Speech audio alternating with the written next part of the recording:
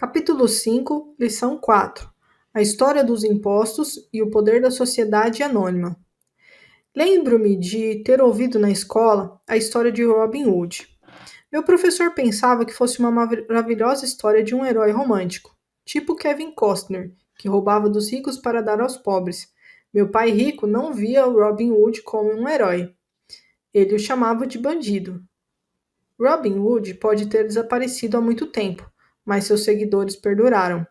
Quantas vezes ouço as pessoas dizerem: por que os ricos não pagam por isso? Ou os ricos deveriam pagar mais impostos para atender a pobreza. Essa ideia de Robin Hood, ou de tirar dos ricos para dar aos pobres, é que provoca os maiores sofrimentos para os pobres e para a classe média. Razão pela qual a classe média paga impostos tão pesados está no ideal de Robin Hood. Na verdade, os ricos não são tributados. É a classe média que paga pelos pobres, especialmente a classe média alta instruída. Novamente, para entender bem como tudo acontece, precisamos adotar uma perspectiva histórica. Precisamos conhecer a história dos impostos. Meu pai, muito instruído, era especialista em história da educação. Já meu pai rico se tornou um especialista na história dos impostos. Pai Rico explicou a Mike e a mim que originalmente na Inglaterra e nos Estados Unidos não havia impostos. De vez em quando eram lançados impostos eventuais para financiar guerras. O rei ou o presidente anunciava o acontecido e convocava todos para rachar a despesa.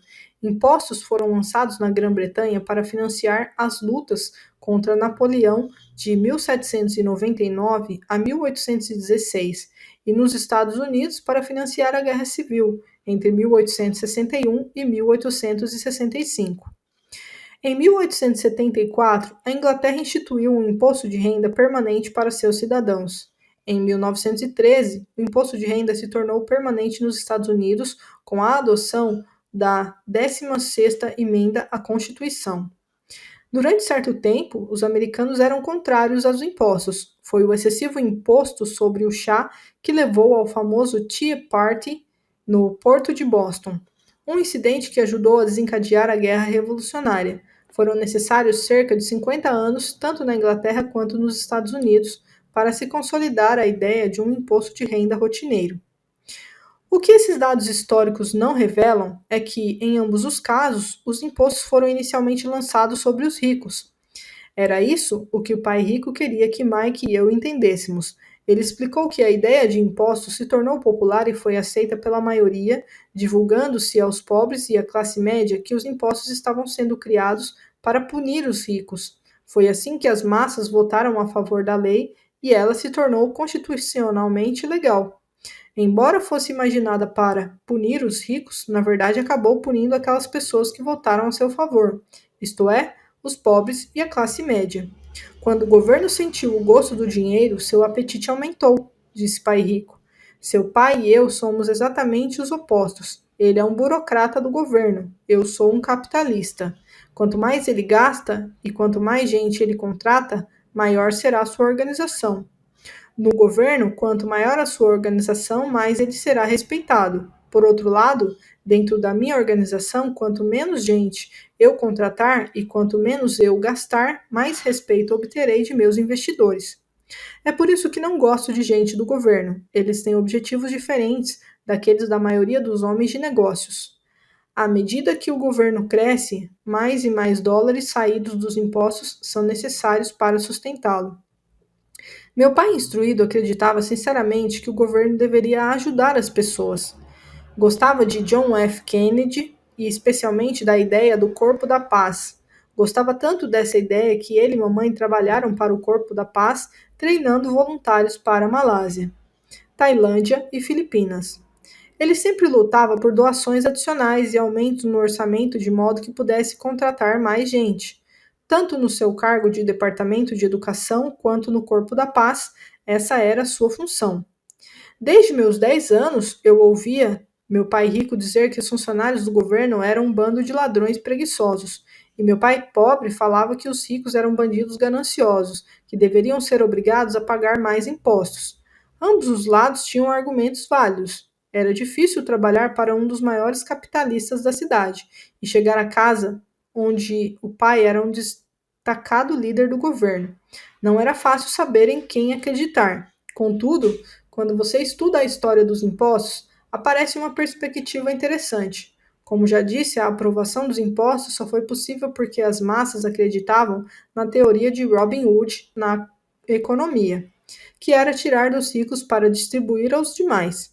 O problema é que o apetite do governo por dinheiro era tão grande que logo os impostos precisaram ser lançados sobre a classe média, e daí ir descendo. Os ricos, por outro lado, viram nisso uma oportunidade.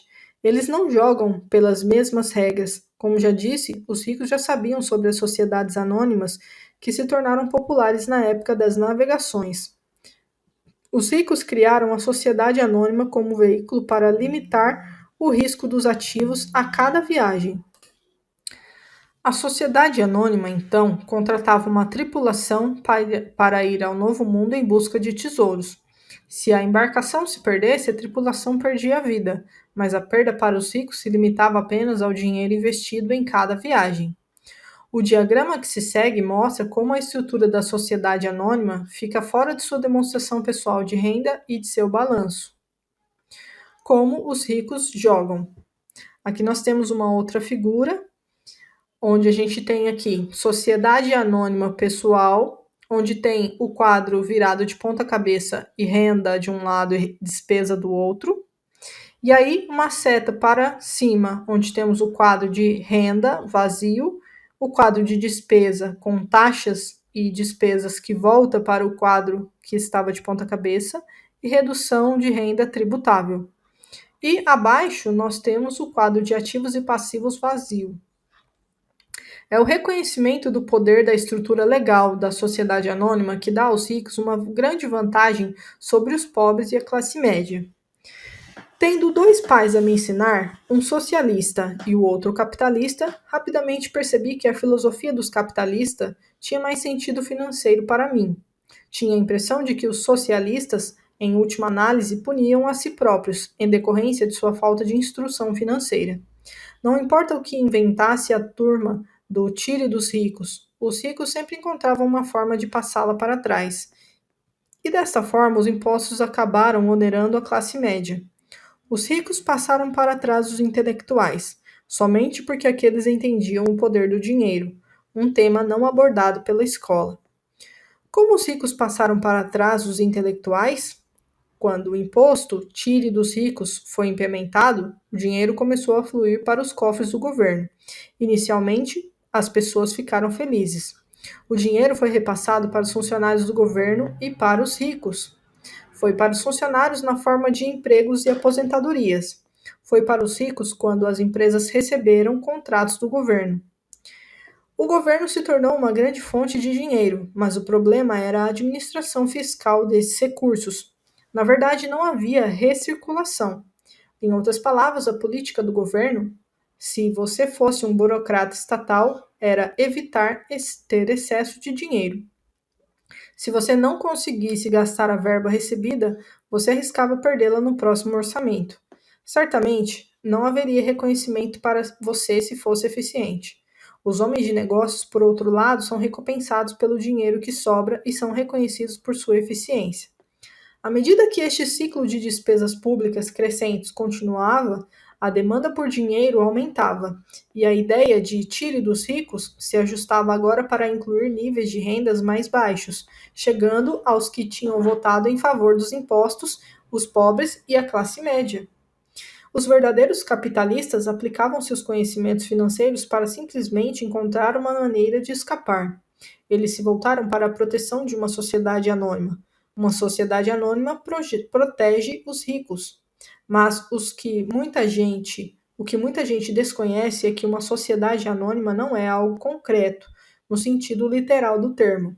Uma sociedade anônima é simplesmente uma pasta de arquivo com alguns documentos legais que descansa no escritório de um advogado e está registrada em um órgão público. Não é um edifício com o nome de uma empresa, não é uma fábrica ou um grupo de pessoas. Uma sociedade anônima é simplesmente um documento legal que cria um corpo jurídico sem alma. A fortuna dos ricos estava novamente protegida. Mais uma vez, as sociedades anônimas se tornaram populares. Depois que as leis de imposto de renda permanente foram aprovadas, porque a alíquota do imposto de renda sobre as sociedades anônimas era menor do que as vigentes para as pessoas físicas.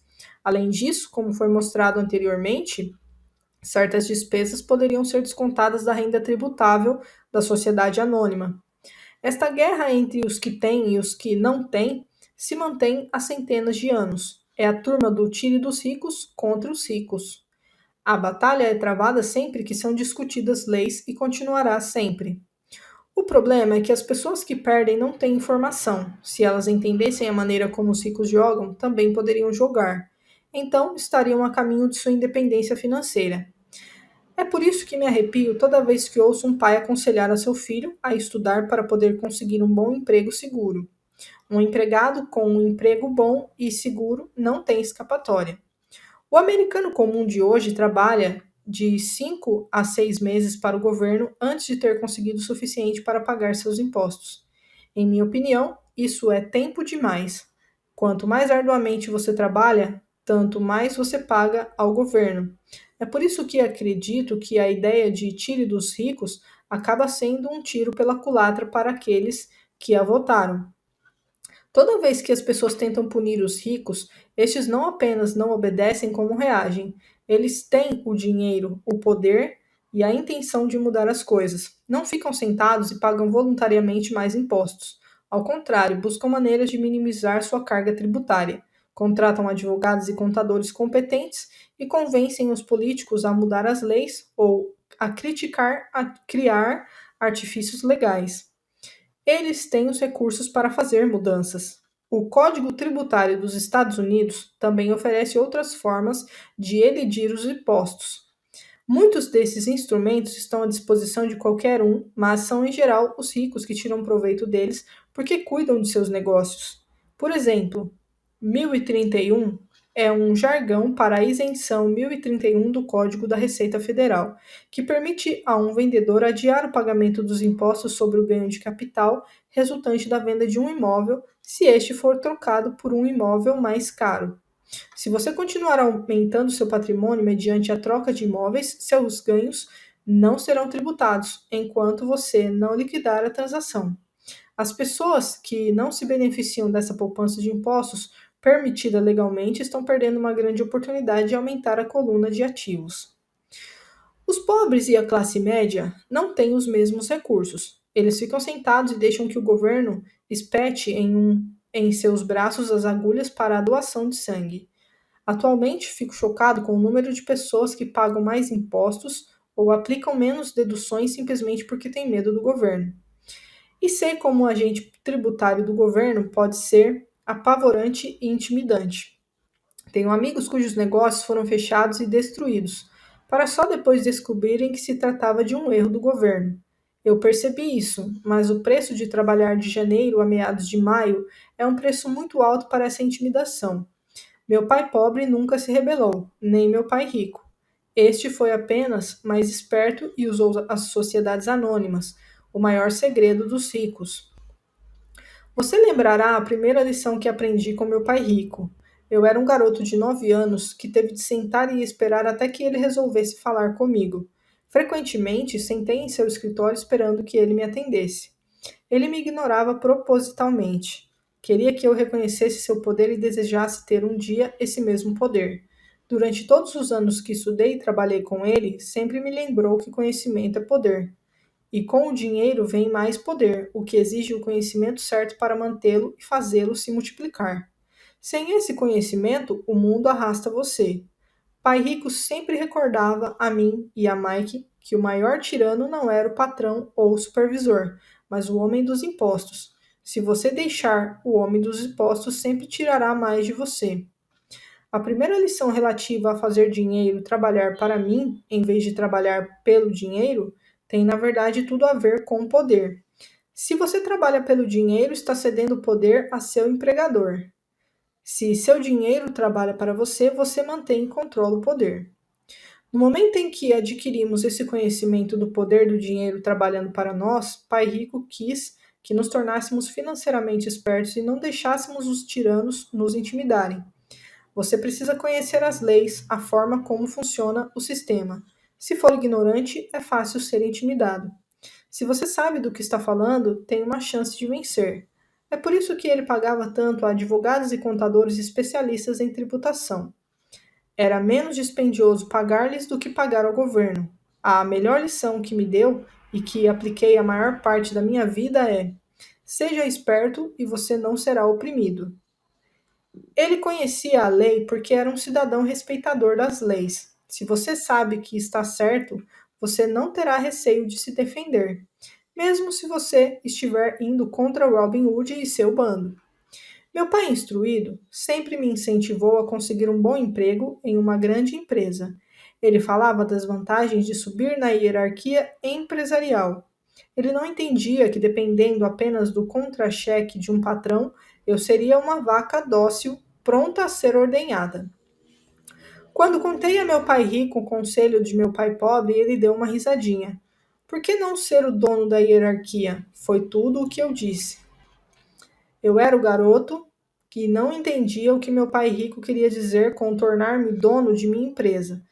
Era uma ideia que parecia impossível e assustadora. Embora a ideia me empolgasse, minha juventude não me permitia vislumbrar a possibilidade de que adultos trabalhassem algum dia para uma empresa da qual eu era o dono.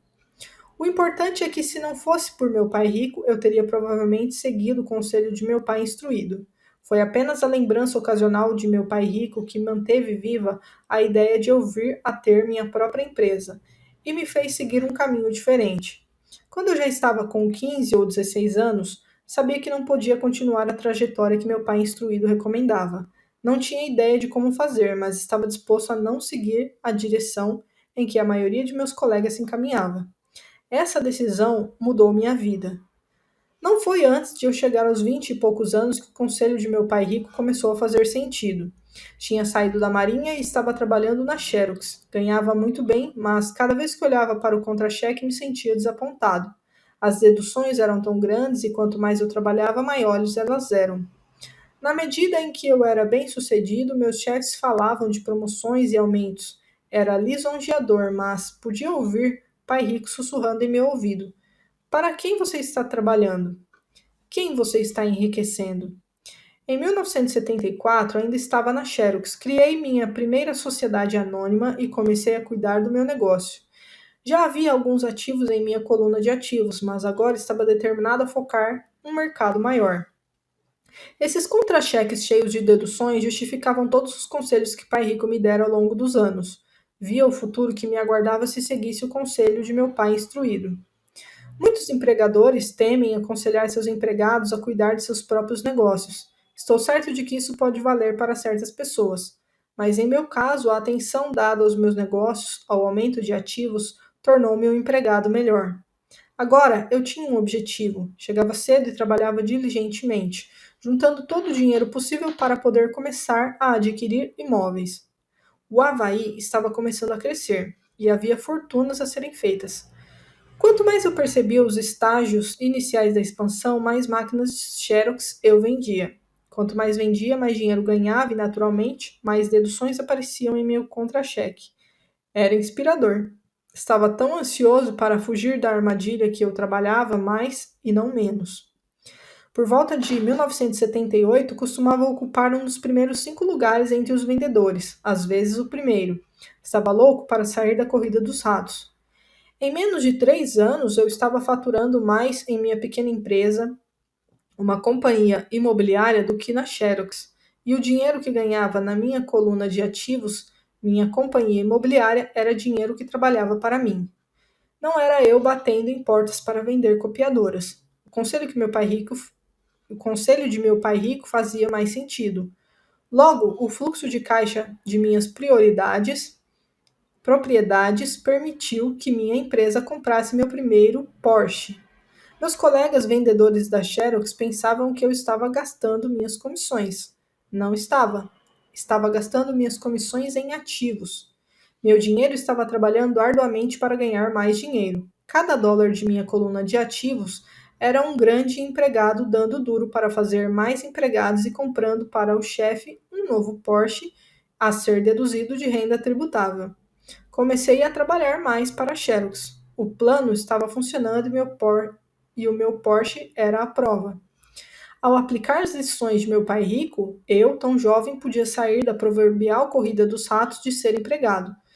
E isso foi possível dados os sólidos conhecimentos financeiros adquiridos com essas lições. Sem esses conhecimentos, que chamo de QI financeiro, meu caminho para a independência financeira teria sido muito mais difícil. Agora, divido com outros, por meio de seminários, tudo o que aprendi. Sempre que faço minhas palestras, lembro aos ouvintes que o QI financeiro se compõe de 4 grandes áreas. Contabilidade é o que chamo de alfabetização financeira, uma habilidade vital se você quer construir um império. Quanto mais dinheiro estiver sob sua responsabilidade, mais acuidade é exigida ou a casa desmorona. É o lado esquerdo do cérebro ou os detalhes. A alfabetização financeira é a capacidade de ler e entender demonstrações financeiras. Isso lhe permite identificar os pontos fortes e fracos de qualquer negócio. Investimento. O que eu chamo de ciência do dinheiro que faz dinheiro. Isso envolve estratégias e fórmulas. É o lado direito do cérebro ou o lado criativo. Entendimento de mercados. A ciência da oferta e da demanda. Há a necessidade de conhecer os aspectos técnicos do mercado, o que está relacionado à emoção. O boneco, o boneco Tico Me Elmo, no Natal de 1996, é um caso de mercado técnico ou conduzido pelas emoções. O outro fator de mercado é o dos fundamentos ou do sentido econômico de um investimento. Um investimento faz sentido ou não de acordo com as condições correntes do mercado. Muitas pessoas pensam que os conceitos de investimento e a compreensão do mercado são muito complexos para as crianças. Elas não conseguem ver que as crianças conhecem esses assuntos intuitivamente. Para aqueles que não estão familiarizados com o boneco Elmo, esse era um personagem da Vila Sésamo que estava povoando o sonho das crianças antes do Natal. A maioria das crianças queria um e o colocava em primeiro lugar em sua lista de presentes. Muitos pais se perguntavam se a empresa estava retendo intencionalmente o produto fora do mercado enquanto o continuava associando nas vésperas do Natal. Desencadeou-se um pânico em função da grande demanda e da oferta escassa. Sem encontrar bonecos à venda nas lojas, especuladores viram uma oportunidade de fazer pequenas fortunas à custa de pais desesperados. Os infelizes pais que não acharam o boneco foram forçados a comprar outros brinquedos. A incrível popularidade do boneco Elmo não fazia sentido para mim, mas serve como um excelente exemplo econômico de oferta e demanda. O mesmo pode ser dito dos mercados de ações, títulos, imóveis e cartões de beisebol. Lei. Por exemplo, utilizando uma sociedade anônima com os artifícios técnicos contábeis, o investimento e os mercados podem permitir um crescimento explosivo. Uma pessoa com conhecimento das vantagens tributárias e a proteção oferecida por uma sociedade anônima pode enriquecer muito mais rapidamente do que alguém que é simples empregado ou proprietário único de uma empresa. É como a diferença entre andar e voar. A diferença é muito profunda quando se trata de riqueza a longo prazo. 1. Vantagens tributárias. Uma sociedade anônima pode fazer muitas coisas que a pessoa física não pode, como pagar despesas antes de pagar impostos. Isto é uma especialização muito empolgante, mas não necessária, a menos que você tenha grandes ativos ou uma empresa. Os empregados ganham e o imposto é descontado na fonte. Assim, eles têm que tentar sobreviver com o que sobra. Uma sociedade anônima fatura, gasta tudo o que pode e paga imposto sobre o que sobra. É uma das principais brechas tributárias de que se valem os ricos. É fácil constituí-las e não são dispendiosas de seus próprios investimentos. Geram um bom fluxo de caixa. Por exemplo, se você é dono de uma sociedade anônima, suas férias podem ser reuniões do conselho no Havaí. Prestações de carro, seguros, concertos são despesas da sociedade. A mensalidade da academia de ginástica é uma despesa da sociedade. A maioria das refeições em um restaurante pode ser considerada como despesa, e assim por diante, mas faça-o legalmente antes de pagar o imposto. 2. Proteção contra processos judiciais.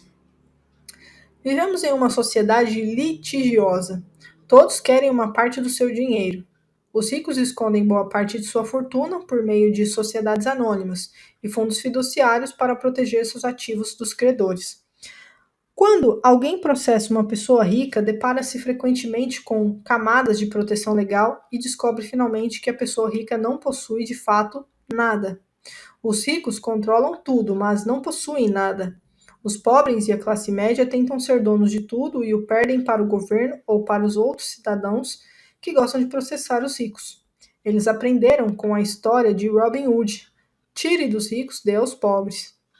Não é o objetivo deste livro entrar nos detalhes da propriedade de uma sociedade anônima, mas se você possui qualquer tipo de ativo legítimo, eu sugeriria que você pensasse o mais rápido possível em saber mais a respeito dos benefícios e da proteção oferecidos por uma sociedade anônima. Há muitos livros sobre o assunto que lhes mostrarão até os passos necessários para formar uma sociedade anônima. Um livro em especial, Think and Grow Rich, oferece conhecimentos importantes sobre o assunto. O QI financeiro é, na verdade, a sinergia de várias habilidades e talentos, mas eu diria que é uma combinação das 4 habilidades técnicas mencionadas anteriormente, o que constitui a inteligência financeira básica. Se você aspira a uma grande fortuna, é a combinação dessas habilidades que amplificará sua inteligência financeira. Em resumo, os ricos com sociedades anônimas: 1. Ganham. 2. Gastam. 3. Pagam impostos. As pessoas que trabalham para empresas: 1. Ganham. 2. Pagam impostos. 3. Gastam. Como parte de sua estratégia financeira geral, recomendamos firmemente que você agrupe seus ativos sob o manto de uma sociedade anônima. Capítulo 6. Lição 5. Os ricos inventam dinheiro. Ontem à noite interrompi a redação e fui assistir um programa de televisão sobre a história de um jovem chamado Alexander Graham Bell. Bell acabara de patentear o telefone e estava tendo dificuldades crescentes em função da grande demanda por seu novo invento. Precisando ampliar suas atividades, ele procurou o gigante da época, a Western Union, para perguntar se havia interesse na compra de sua patente e de sua pequena empresa. Ele desejava $100.000 por todo o pacote. O presidente da Western Union zombou dele e recusou a oferta, afirmando que o preço era ridículo.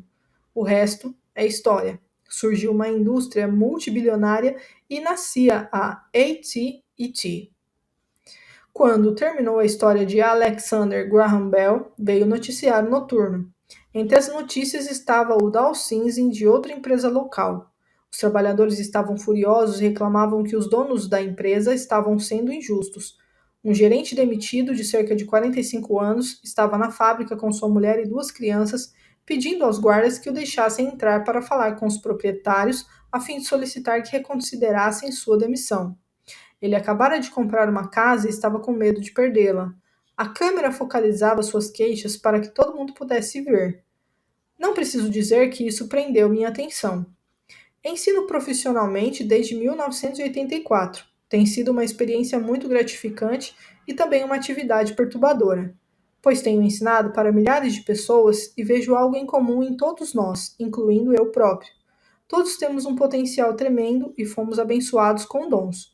Contudo, a única coisa que nos detém é alguma insegurança.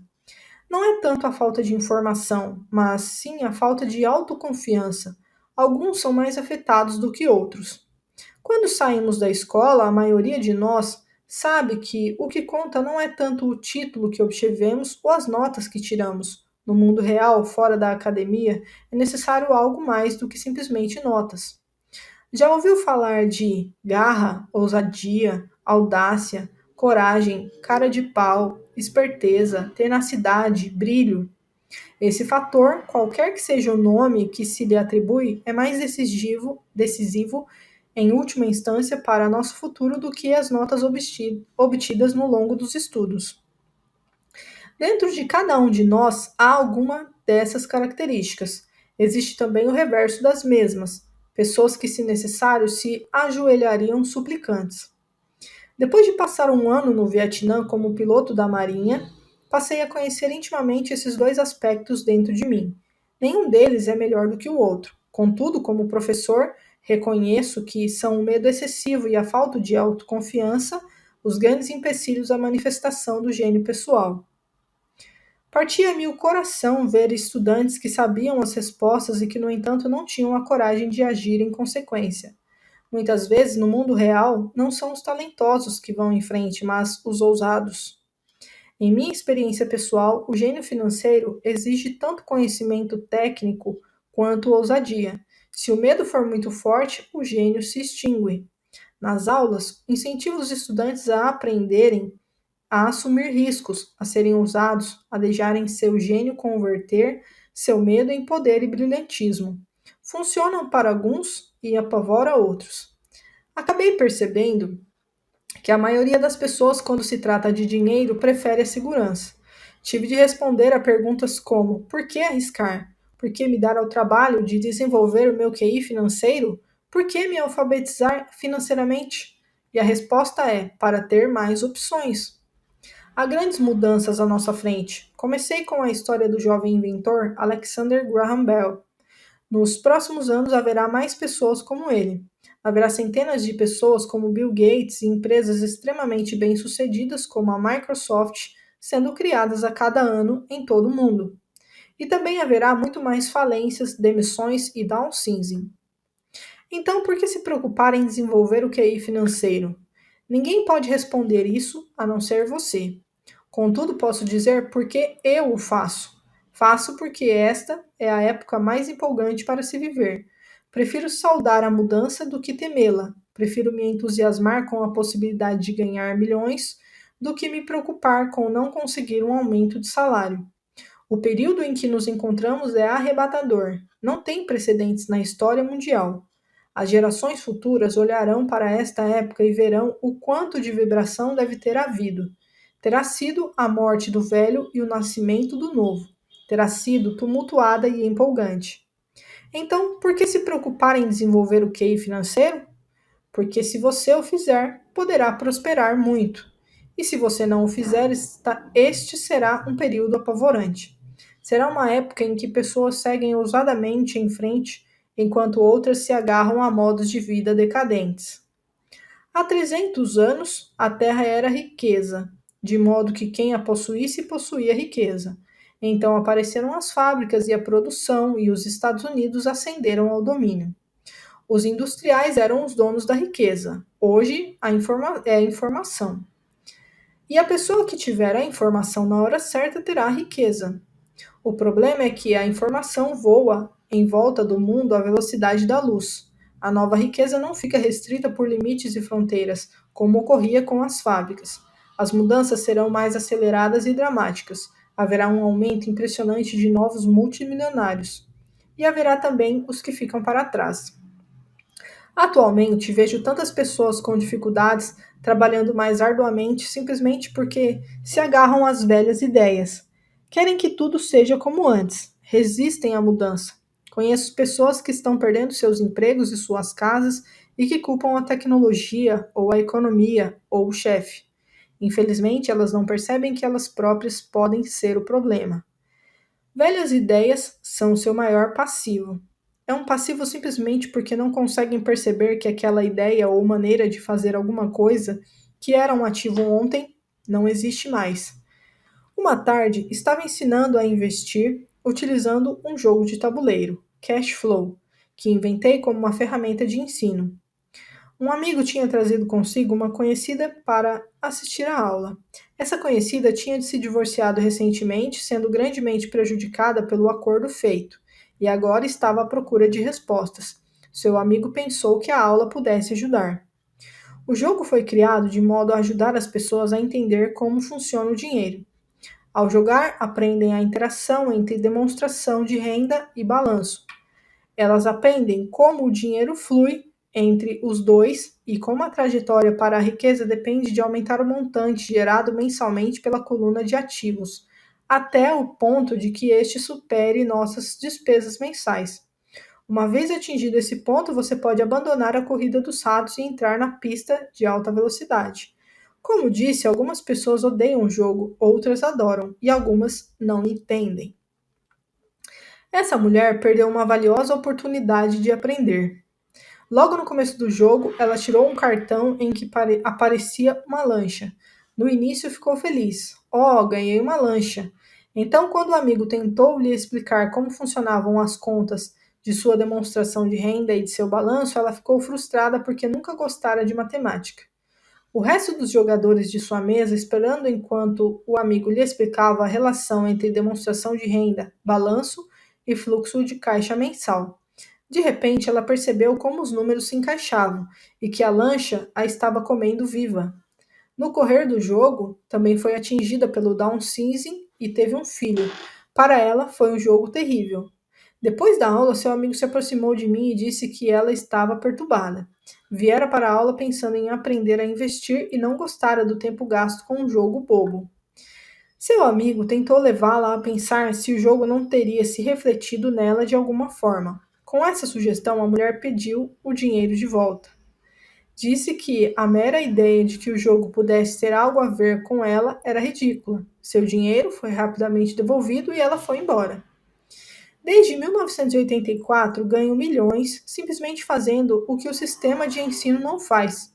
Na escola, a maioria dos professores faz exposições. Eu detestava exposições quando estudante. Logo, me aborrecia e minha mente começava devagar. Em 1984, comecei a ensinar por meio de jogos e simulações. Sempre incentivei os estudantes adultos a pensar nos jogos como uma reflexão sobre o que eles já sabem e sobre o que precisam ainda aprender. É um sistema de feedback instantâneo. Em lugar de um professor fazendo uma exposição para o aluno, o jogo lhe devolve uma exposição personalizada feita sob medida para você. O amigo da mulher, que foi embora, me ligou mais tarde contando o que estava acontecendo. Ele disse que a amiga estava ótima e se acalmara. Depois de mais calma, ela começou a ver alguma relação entre o jogo e sua vida. Embora ela e o marido não possuíssem uma lancha, tinham tudo o que se pode imaginar. Ela estava furiosa depois do divórcio, tanto porque ele a deixara por uma mulher mais nova, quanto pelo fato de, em 20 anos de casamento, eles terem acumulado poucos ativos. Não havia quase nada a dividir. Os 20 anos de casamento tinham sido muito divertidos, mas tudo o que eles tinham acumulado era um monte de badulaques. Ela percebeu, ao fazer as contas, a demonstração de renda e o balanço, que sua raiva decorria do fato de não entendê-las. Ela tinha acreditado que as finanças eram assunto de homem. Ela cuidava da casa e da vida social e ele tratava das finanças. Estava agora certa de que nos últimos 5 anos de casamento ele ocultara dinheiro dela. Ela estava furiosa consigo mesma por não ter visto para onde o dinheiro ia, tanto quanto por não ter descoberto a existência da outra mulher. Da mesma maneira que o jogo de tabuleiro, o mundo está sempre nos dando um feedback instantâneo. Poderíamos aprender muito se prestássemos mais atenção. Um dia, não muito tempo atrás, queixei-me de minha mulher de que a lavanderia devia ter encolhido minhas calças. Minha mulher sorriu gentilmente e cutucou minha barriga para informar que as calças não tinham encolhido. Alguma coisa tinha se expandido. Eu. O jogo Cash Flow se destina a oferecer a cada jogador um feedback pessoal. Seu objetivo é apresentar opções. Se você tirar um cartão que o endivida, a questão é: o que posso fazer agora? Quantas opções financeiras diferentes você pode imaginar? Este é o objetivo do jogo: ensinar os jogadores a pensar e criar várias e novas opções financeiras. Já observei mais de 1.000 pessoas jogarem Cash Flow. Aquelas que saem da corrida dos ratos mais rapidamente são as que têm um bom conhecimento dos números e uma mente criativa do ponto de vista financeiro. Elas reconhecem as diferentes opções financeiras. As pessoas que demoram mais são as que não têm familiaridade com números e que frequentemente não entendem o poder do investimento. As pessoas ricas frequentemente são criativas e assumem riscos calculados. Há muita gente que ganha rios de dinheiro no jogo, mas não sabe o que fazer com ele. A maioria dessas pessoas também não é bem-sucedida nas finanças da vida real. Todos parecem passar à sua frente. São muitos os que, apesar da qualidade de dinheiro que possuem, não progridem financeiramente. Limitar suas opções é o mesmo que agarrar-se a ideias antiquadas. Tenho um amigo do meu tempo no segundo grau que trabalha em 3 empregos. 20 anos atrás, era o mais rico da minha turma. Quando a usina de açúcar local fechou, a empresa em que trabalhava quebrou junto. Na sua cabeça, ele só tinha uma opção, e essa era a opção antiga: trabalhar arduamente. O problema é que não conseguia encontrar um emprego que reconhecesse sua antiguidade na empresa quebrada. Em consequência, ele tem uma qualificação superior ao necessário no emprego atual, e seu salário é, portanto, inferior. Então, ele está trabalhando em 3 empregos para conseguir sobreviver. Observei pessoas que jogam cash flow queixando-se de que as cartas não lhe oferecem as oportunidades certas e assim ficam paradas. Conheço quem faça isso na vida real, esperam pela oportunidade certa. Observei pessoas que tiram a carta certa, mas não têm dinheiro suficiente. Então se queixam de que poderiam ter saído da corrida dos ratos se tivessem mais dinheiro, e assim ficam paradas. Na vida real, há quem faça o mesmo. Vêem todos os grandes negócios, mas não têm dinheiro. Eu já vi pessoas tirarem uma carta com uma grande oportunidade, lê-la em voz alta e não terem a ideia do que se tratava. Tem o dinheiro, a época é oportuna, tem a carta, mas não veem a chance que está à sua frente. Não conseguem ver como isso se encaixa em seu plano financeiro para sair da corrida dos ratos. E ainda que os que parecem todos esses tipos combinados, a maioria tem uma oportunidade única bem à sua frente e não consegue vê-la. Um ano depois, descobre que todos os outros ficaram ricos. A inteligência financeira é simplesmente ter mais opções. Se as oportunidades não aparecem à sua frente, que outra coisa você pode fazer para melhorar sua posição financeira? Se uma oportunidade lhe cai do céu e você não tem dinheiro, e o banco não lhe dá atenção, o que mais poderia fazer para essa oportunidade trabalhar a seu favor? Se seu palpite é errado e o que você esperava não acontece, como pode transformar um limão em milhões? Isso é inteligência financeira. Não é tanto o que acontece, mas quantas soluções financeiras diferentes você pode imaginar para transformar um limão em milhões. É a sua criatividade a serviço da solução de problemas financeiros. A maioria das pessoas só conhece uma solução: trabalhar arduamente, poupar e levantar empréstimos. Então, por que você quer aumentar sua inteligência financeira? Por que você quer ser o tipo de pessoa que cria sua própria sorte? Você pega o que quer que aconteça e o torna melhor. Poucas pessoas percebem que a sorte é criada, de modo que do mesmo modo que o dinheiro. E se você quer ter mais sorte e criar dinheiro em lugar de trabalhar arduamente, então sua inteligência financeira é importante. Agora, se você é o tipo de pessoa que fica à espera da coisa certa acontecer, pode esperar por muito tempo.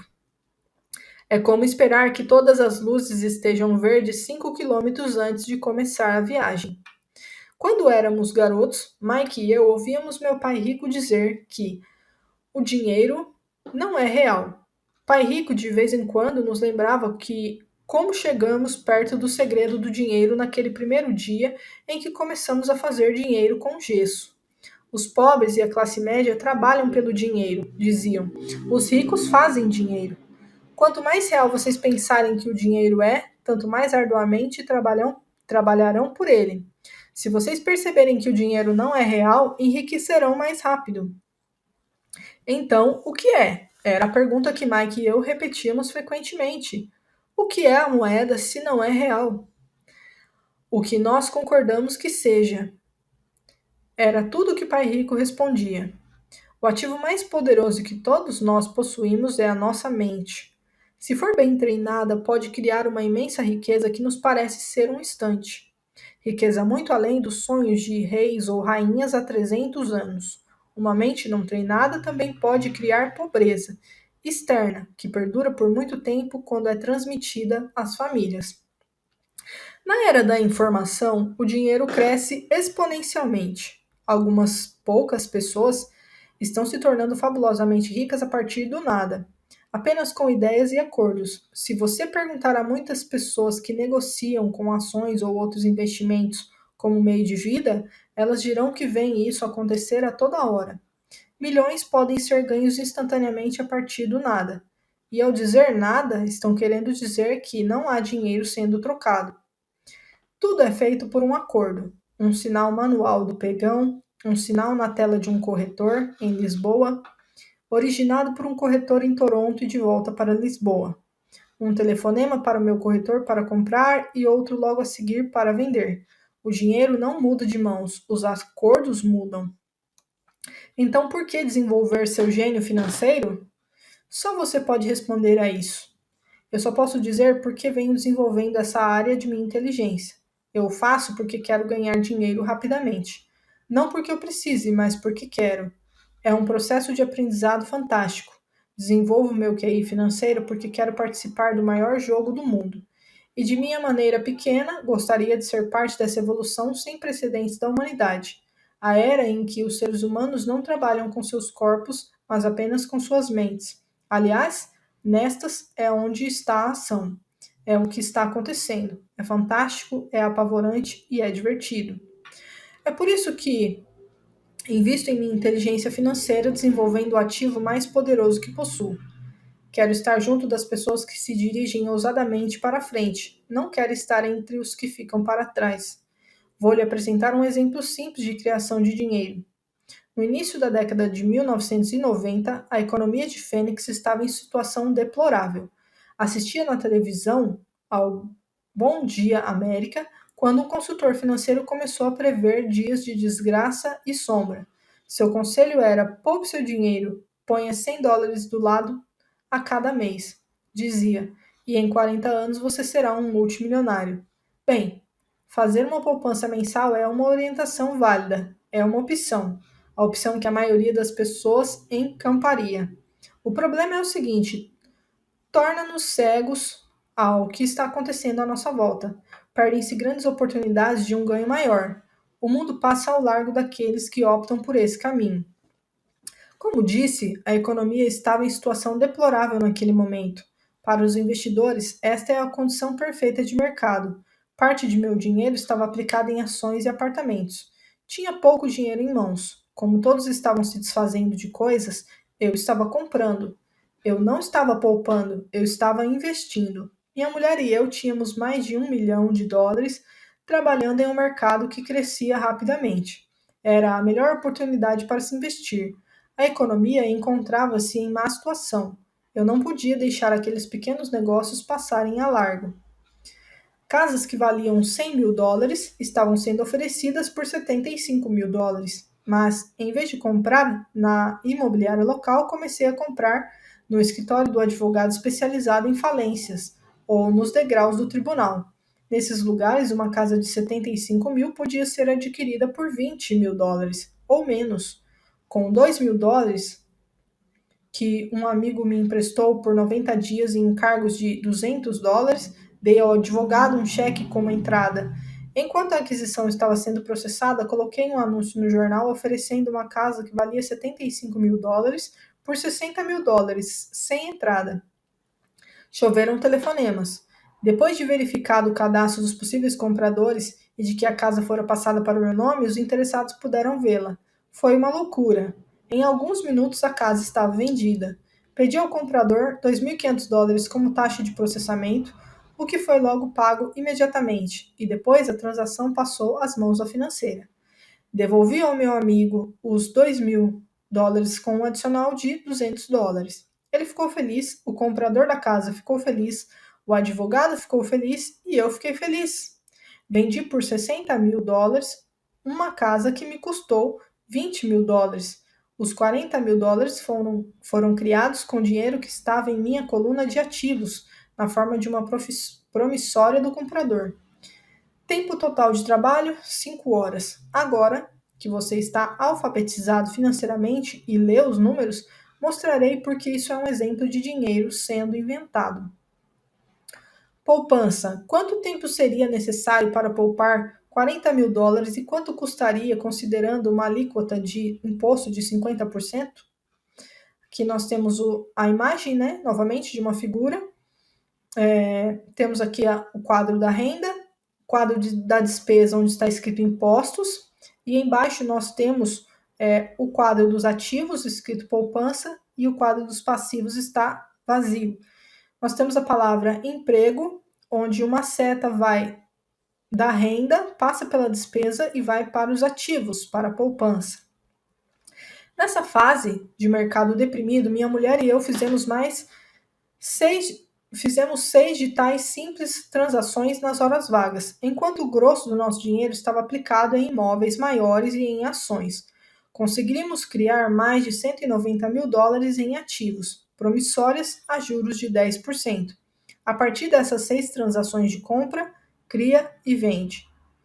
Isso representa uma renda anual de aproximadamente 19 mil dólares, boa parte dos quais abrigados sob o manto da nossa sociedade anônima. Esses 19 mil dólares anuais se destinarão, sobretudo, a pagar os carros de nossa empresa, gasolina, viagens, seguros, jantares com clientes e outros. Quando o governo tributa essa renda, ela já foi gasta em despesas legalmente dedutíveis.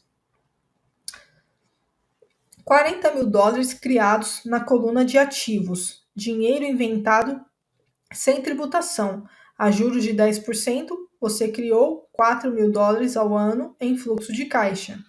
Aqui nós temos novamente o desenho da figura.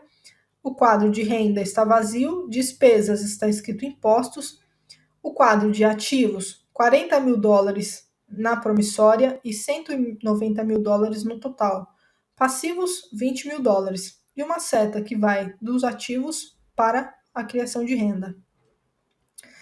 Isso foi um exemplo simples de como o dinheiro é inventado, criado e protegido usando-se inteligência financeira. Pergunte-se quanto tempo levaria para poupar 190 mil dólares. O banco lhe pagaria um juro de 10% sobre esse dinheiro? E a promissória é de 30 anos. Espero que eles nunca me paguem os 190 mil dólares. Eu teria de pagar impostos se eles me pagassem o principal. E, além disso, 19 mil dólares pagos ao longo de 30 anos geram uma renda de pouco mais de 500 mil dólares. Já vi pessoas perguntarem o que aconteceria se o comprador não pagasse. Também seria bom. O mercado imobiliário de Phoenix foi, de 1994 e 1997, um dos mais quentes do país. Aquela casa que custa 60 mil teria sido retomada e revendida por 70 mil dólares, mais outros 2.500 a título de despesas de processamento, e ainda seria um bom negócio para o novo comprador. E o processo seguiria. Se você lembra, a primeira vez que vendi essa casa, devolvi os 2 mil dólares, tecnicamente, não pus dinheiro na transação. Meu retorno sobre o investimento é infinito. Esse é um exemplo de um monte de dinheiro sendo feito a partir do nada. Na segunda transação, quando revendi, eu teria posto 2 mil dólares do meu bolso e renovado o empréstimo por 30 anos. Qual teria sido o ROI se eu recebi dinheiro para fazer dinheiro? Não sei, mas sem dúvida é muito mais do que seria obtido poupando 100 dólares todo mês, o que na verdade acaba sendo equivalente a 150 dólares porque se trata de uma renda, já descontado o imposto durante 40 anos a 5% e que novamente sofrerá tributação de 5%. Não é algo muito inteligente. Pode ser seguro, mas não é esperto. Atualmente, em 1997, quando estou escrevendo este livro, as condições de mercado são exatamente o oposto do registrado 5 anos atrás. O mercado de Fênix é a inveja dos Estados Unidos. As casas eram vendidas a 60 mil dólares, valem agora 110 mil dólares. Há ainda oportunidades, mas me custariam um ativo valioso, meu tempo, sair por aí atrás delas. São raras, mas hoje há milhares de compradores buscando esses negócios. E apenas uns poucos fariam sentido financeiramente. O mercado mudou. É tempo de mudar e buscar outras oportunidades para sua coluna dos ativos. Você não pode fazer isso aqui. Isso é contra a lei. Você está mentindo. Ouço esses comentários com muito mais frequência do que você pode me mostrar como fazer isso? A matemática é simples. Você não precisa de álgebra ou de cálculo. Não escrevo muito porque a financeira cuida do lado legal da transação e do controle do pagamento. Não preciso consertar tetos ou instalações hidráulicas porque os proprietários cuidam disso. É a casa deles. De vez em quando alguém não paga. E isso é muito bom porque há multas de mora ou eles se mudam e a propriedade é vendida de novo. O sistema judiciário cuida disso. Pode até não funcionar na sua região, as condições de mercado podem ser diferentes, mas o exemplo ilustra como um processo financeiro simples cria centenas de milhares de dólares com pouco dinheiro e baixo risco. É um exemplo de dinheiro sendo apenas um contrato. Qualquer pessoa com instrução secundária pode fazer isto. Contudo, muita gente não faz, muita gente segue o conselho padrão, trabalhe arduamente e poupe dinheiro. Com cerca de 30 horas de trabalho, foram criados aproximadamente 190 mil dólares na coluna de ativos sem se pagar impostos. O que lhe parece mais complicado? 1. Trabalhar arduamente, pagar impostos com alíquota de 50%, poupar o que sobra, suas poupanças rendem 5%, que também são tributados, ou 1. Despender tempo para desenvolver sua inteligência financeira e dominar o poder de seu cérebro e a coluna dos ativos. Acrescente a isso o tempo. Este é um dos maiores ativos, que levará para poupar de 190 mil se você escolher a opção 1. Agora, você pode entender por que balanço a cabeça silenciosamente quando ouço pais dizerem: meu filho está indo muito bem na escola e está recebendo uma boa instrução. Pode ser bom, mas é adequado? Sei que essa estratégia de investimentos é pequena. Foi usada para mostrar como o pequeno pode transformar-se em grande. Novamente, meu sucesso reflete a importância de um sólido embasamento financeiro, o que começa com uma boa instrução financeira. Já disse antes, mas vale a pena repetir. A inteligência financeira é construída por estas quatro habilidades técnicas. 1. Alfabetização financeira, a capacidade de entender números. 2. Estratégias de investimento, a ciência do dinheiro fazendo dinheiro. 3. O mercado, oferta e demanda. Alexander Graham Bell deu ao mercado o que este desejava. Bill Gates fez o mesmo. Uma casa de 75 mil, oferecida por 60 mil e que custou 20 mil, também foi o resultado de perceber uma oportunidade criada pelo mercado. Alguém estava comprando e alguém estava vendendo. 4. A lei. Conhecimento de lei e regulamentos estaduais e nacionais sobre contabilidade e empresas. Recomendo que se jogue dentro das regras. São os fundamentos básicos ou a combinação dessas habilidades o necessário para ser bem-sucedido na busca da riqueza, seja pela compra e venda de pequenos imóveis, grandes apartamentos, empresas, ações, títulos, fundos mútuos, metais preciosos, cartões de beisebol ou coisas do gênero. Por volta de 96, o mercado imobiliário tinha se recuperado e todos estavam entrando. O mercado de ações estava em alta e todos estavam entrando. A economia dos Estados Unidos punha-se de pé novamente. Comecei a vender em 96 e viajei para o Peru, Noruega, Malásia e Filipinas. Os investimentos tinham mudado. Nós estávamos fora do mercado imobiliário, pelo menos no que se referia a compras. Eu apenas observava o aumento dos valores na coluna de ativos e provavelmente começaria a vender mais para o fim do ano. Isso estava dependendo de algumas alterações na legislação serem aprovadas pelo Congresso. Desconfio que alguns desses pequenos negócios imobiliários começarão a ser vendidos e a promissória de 40 mil dólares será convertida em dinheiro. Preciso consultar meus contadores e me preparar para liquidá-la e procurar formas de resguardar o dinheiro. O que desejo ressaltar aqui é que os investimentos vêm e vão, os mercados sobem e descem, as economias melhoram e entram em crise. O mundo está sempre lhe apresentando oportunidades únicas a cada dia de sua vida, mas na maior parte das vezes não conseguimos percebê-las. Mas elas estão lá. E quanto mais o mundo muda e quanto mais a tecnologia progride, maiores oportunidades existirão para permitir que você e sua família estejam seguros pelas próximas gerações. Então, por que desenvolver sua inteligência financeira? Repito, só você pode responder a isso. Sei porque eu continuo a aprender e desenvolver. Eu o faço porque sei que estão vindo mudanças. Prefiro saudar a mudança do que me agarrar ao passado.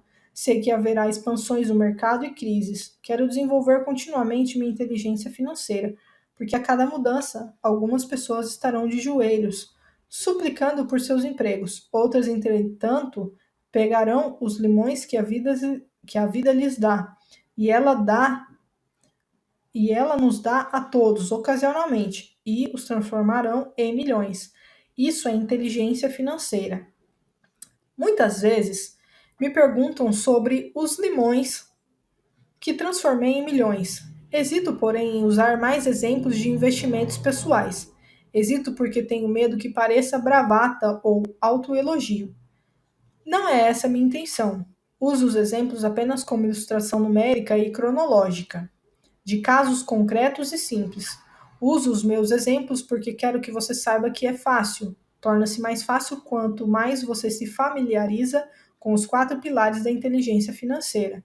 Pessoalmente, emprego dois veículos principais para obter crescimento financeiro: imóveis e ações de pequenas empresas. Os imóveis são a base. Todo dia, meus imóveis geram um fluxo de caixa e de tanto em tanto seu valor aumenta. As ações são usadas para obter um crescimento rápido. Não recomendo nada do que faço. Os exemplos são apenas para isso. Exemplos. Se a oportunidade é muito complexa e eu não entendo o investimento, não faço. Matemática simples e bom senso são tudo de que se necessita para alcançar sucesso financeiro. Há 5 razões para usar os exemplos. 1. Inspirar as pessoas para que aprendam mais. 2. Mostrar às pessoas que tudo é fácil se o embasamento é sólido. 3. Mostrar que qualquer um pode obter uma grande fortuna. 4. Mostrar que há milhões de maneiras de atingir nossos objetivos. 5. Mostrar que isso não é ciência espacial. Em 1989, eu costumava correr numa bela região de Portland, Oregon. Era um subúrbio com lindas casas que pareciam de boneca. Eram pequenas e lindas. Eu quase que esperava encontrar na calçada Chapeuzinho Vermelho a caminho da casa da vovó. Por todo lugar havia cartazes de vende-se. O mercado de toras de madeira estava em crise e o mercado de ações acabara de entrar em colapso. E a economia estava deprimida. Numa rua, notei um cartaz que parecia pregado lá há mais tempo do que os outros, anunciando a venda de uma casa. Correndo por lá um dia, encontrei o dono da casa que tinha um ar preocupado. Quanto o senhor quer pela casa? Perguntei. O dono se virou e deu um sorriso desanimado. Faça uma oferta, disse. Está à venda há 1 ano. Ninguém mais apareceu para vê-la. Vou olhar, disse eu. Meia hora depois, comprava a casa por menos de $20.000 do que o proprietário pedira originalmente. Era uma bela casinha de 2 quartos com enfeites de madeira em todas as janelas. Sua cor era azul, com detalhes cinza e fora construída em 1930. Em seu interior, uma lareira de pedra, uma casa perfeita para se alugar. Dei uma entrada de $5.000 por uma casa de 45 mil, mas que realmente valia 65 mil, embora ninguém quisesse comprá-la. O proprietário a desocupou em 1 semana. Feliz de se ver livre dela, e logo chegou meu inquilino, um professor de escola local. Depois de pagar a hipoteca e despesas diversas, eu ficava com $40.000 ao fim de cada $40 ao fim de cada mês. Nada muito empolgante. 1 ano depois, o mercado imobiliário deprimido de Oregon começou a se recuperar. Os investidores da Califórnia, cheios de dinheiro obtido em seu mercado imobiliário, ainda em expansão, estavam se deslocando para o norte e comprando imóveis no Oregon e em Washington. Vendi a casinha por $95.000 a um casal californiano que achou que estava diante de uma pechincha.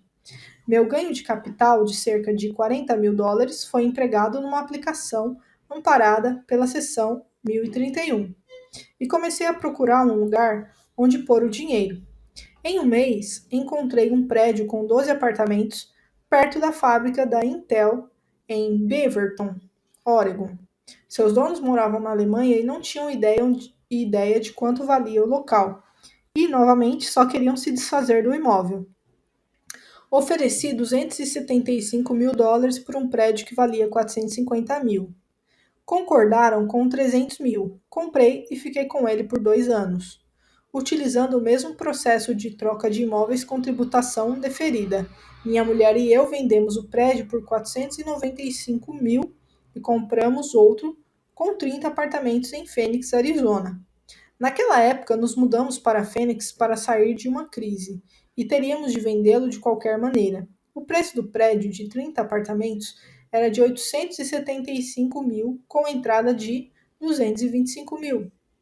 O fluxo de caixa decorrente do aluguel dos 30 apartamentos era de pouco mais de 5 mil ao mês. O mercado de imóveis do Arizona começou a subir, e em 96, um investidor do Colorado nos ofereceu 1,2 milhão pelo mesmo imóvel. Minha mulher e eu pensamos em vendê-lo, mas decidimos esperar para ver se a legislação relativa a ganhos de capital seria alterada pelo Congresso. Se mudasse, o imóvel deveria aumentar, acredito, outros 15 ou 20%. Além disso, os 5 mil dólares ao mês eram um bom fluxo de caixa.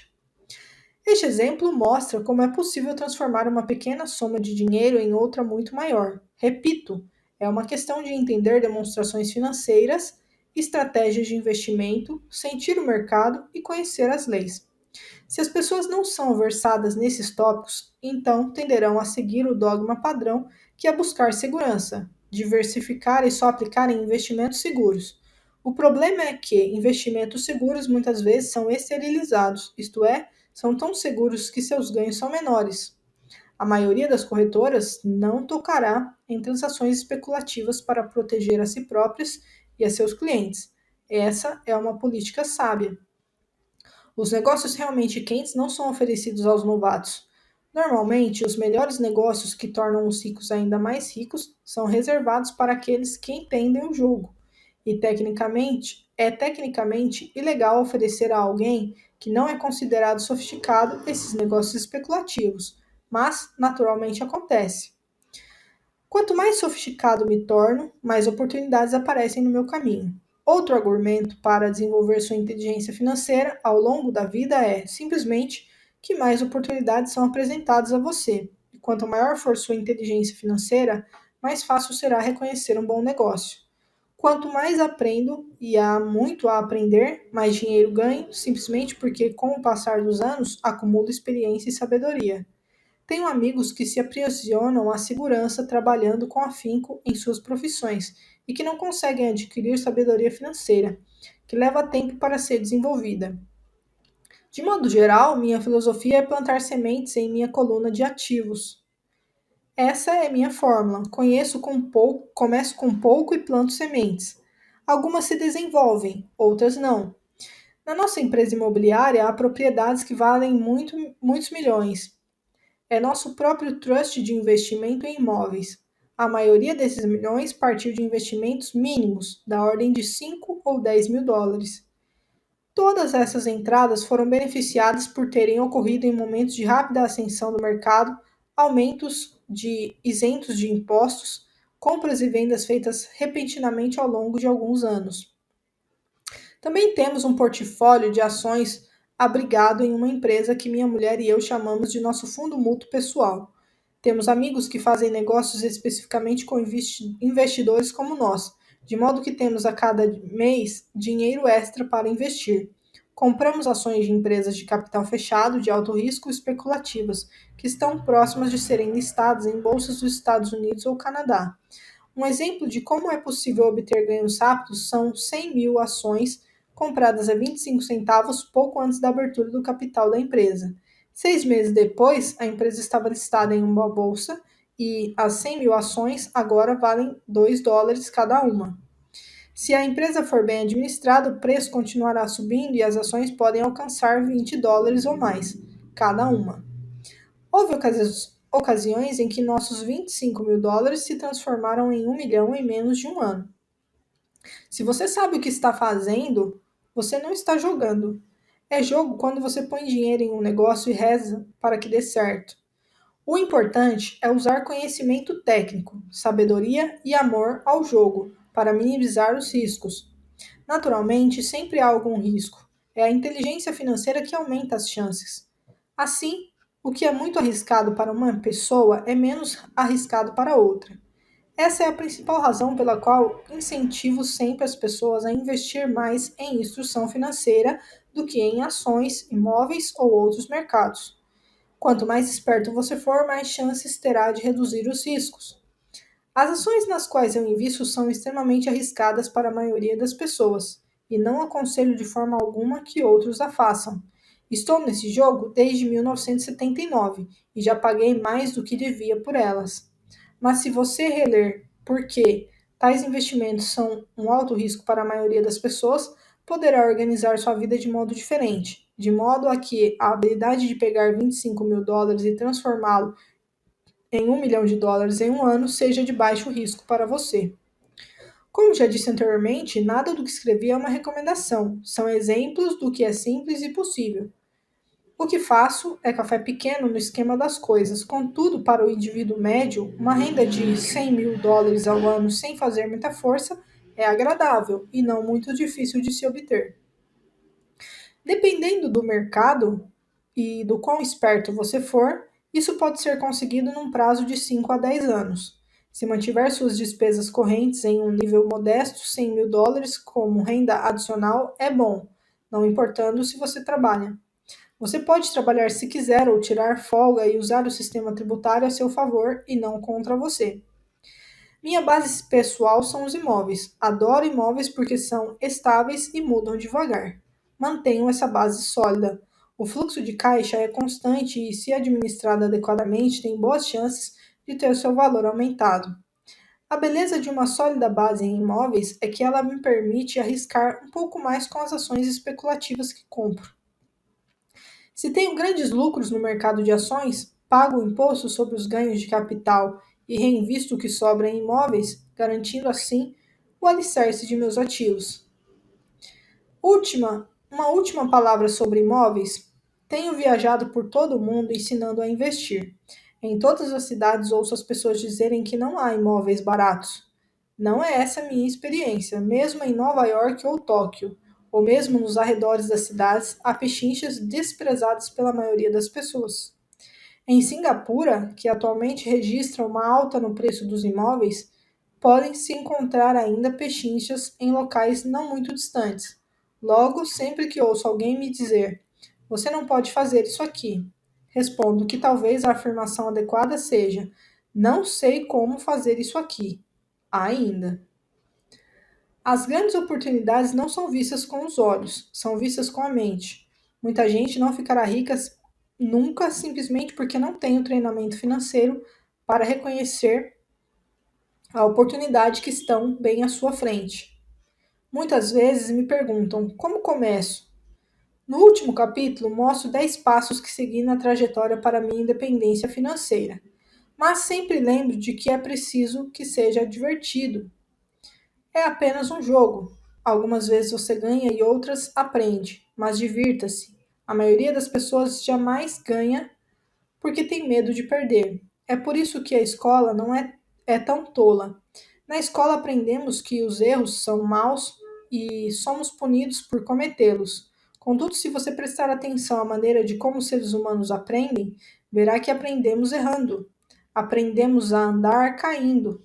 Se nunca cairmos, não aprenderemos nunca. O mesmo quanto a andar de bicicleta. Ainda tenho cicatrizes nos joelhos, mas hoje ando de bicicleta sem pensar. O mesmo vale para enriquecer. Infelizmente, a principal razão pela qual a maioria das pessoas não é rica é por seu pavor de perder. Os vencedores não têm medo de perder, os perdedores, sim. Os fracassos são parte do processo do sucesso. As pessoas que evitam os fracassos também evitam os sucessos. Penso no dinheiro de forma semelhante ao meu jogo de tênis. Jogo muito, erro, corrijo. Erro mais, volto a corrigir e melhoro meu jogo.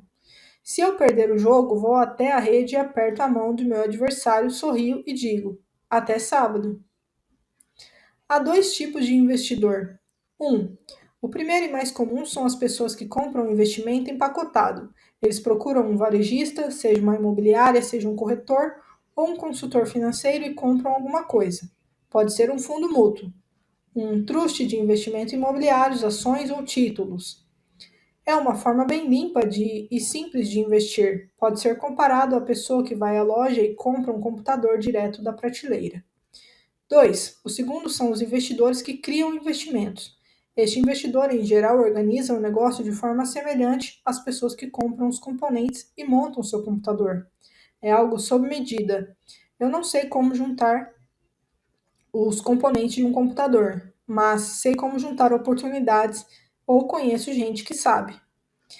É este segundo tipo que tem mais probabilidade de se tornar um investidor profissional. Algumas vezes são necessários anos para se juntarem todas as peças, e às vezes nunca se consegue isso.